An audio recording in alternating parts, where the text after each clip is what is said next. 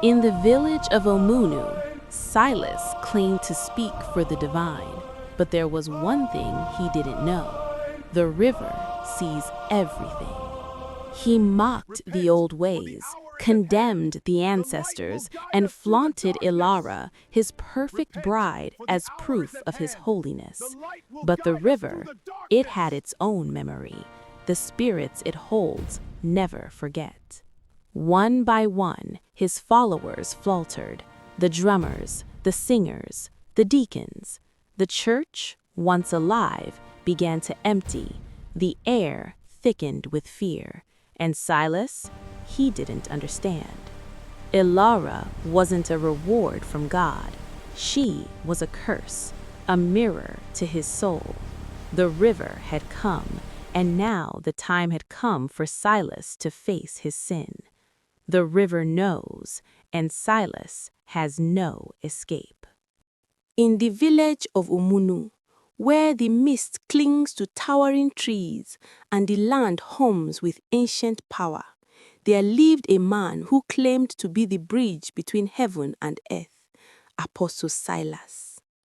With a voice that could shake the heavens, he preached against the old ways, dismissing the gods of his ancestors as mere shadows. Proud and untouchable, Silas declared that only his word held the key to salvation. He wore the finest suits, his polished shoes clicked like the steps of a king, but there was one thing that lingered in the whispers of the villagers. Silas had no wife. No woman could bear the weight of such a man. His heart, cold and unyielding, left him isolated even as he basked in the adoration of his followers. Yet, deep within, Silas was alone. A man on a path he could not see would soon be his undoing. One day, Silas returned from a distant crusade, not with scrolls or treasures, but with a woman whose presence stopped time itself. Her name was Elara. Her beauty was not of this world, her skin as dark as the night sky, her eyes deeper than the river's pools. Silas, ever proud, called her a gift from the heavens, a reward for his unwavering faith. Elara, calm and otherworldly, captivated everyone. But beneath her silence, something stirred, an unsettling aura, like the river hiding secrets beneath its surface. She never ate with the villagers, never spoke of her past. To Silas, she was the perfect symbol of his righteousness. Yet the river, ever watchful, began to stir with memories of the past. As Silas boasted of his faith, strange things began to happen. The church's drummer, strong and steady, fell ill, unable to play. The lead singer lost her voice, and the children, once full of joy, began to faint during services. The air itself grew thick with fear, the village of Omunu sinking into an unseen darkness. Elara remained untouched by the growing fear, her beauty unshaken as the village crumbled. But Silas could feel the change, the air heavy with something he could no longer ignore. The river's whispers were no longer distant, they were calling for him, and he could not hide from them. Night after night, Silas was haunted by dreams of drowning. The sound of water filled his ears, pulling him deeper, drowning his very soul. But it wasn't just in his dreams. The sound echoed through his home, even though no river flowed near. His followers, once loyal, began to act strangely. One deacon wandered the streets, muttering nonsense. Another sat by the river, staring with vacant eyes. The river had not forgotten him. The spirit of the earth had heard his prideful words, and they were coming for him. Desperate for answers, Silas sought the wisdom of Papa Joe, the village's oldest elder. Blind but wise beyond measure, Papa Joe could hear the whispers of the earth and the spirits.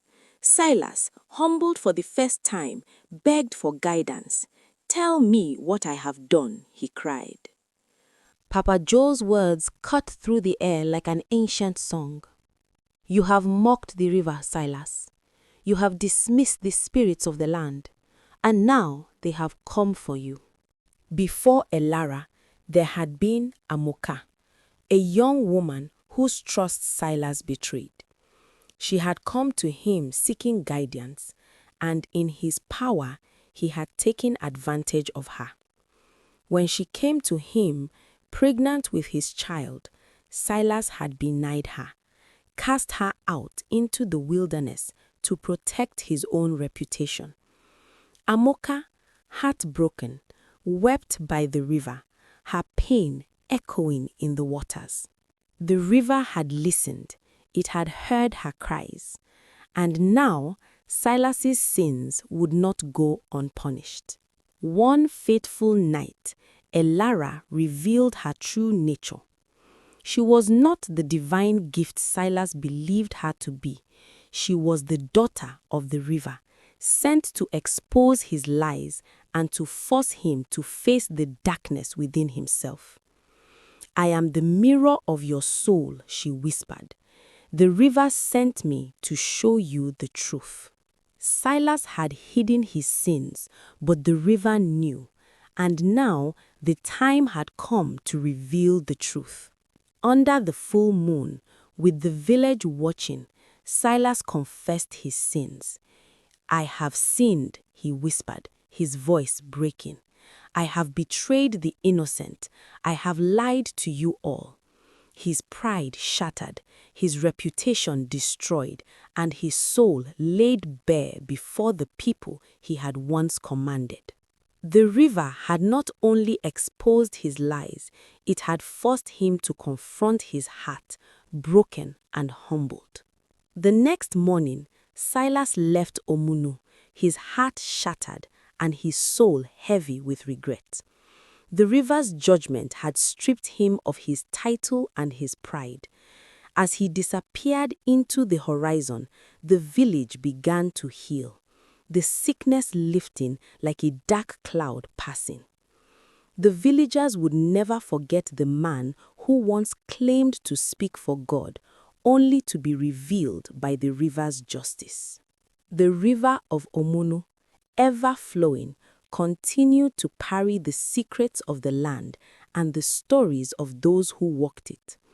It was a reminder that no man, no matter how high, could escape the judgment of the earth, the spirits, or the river. Silas had fallen, but his story would live on as a warning to all who thought themselves above the truth. The river never forgets, and it always remembers.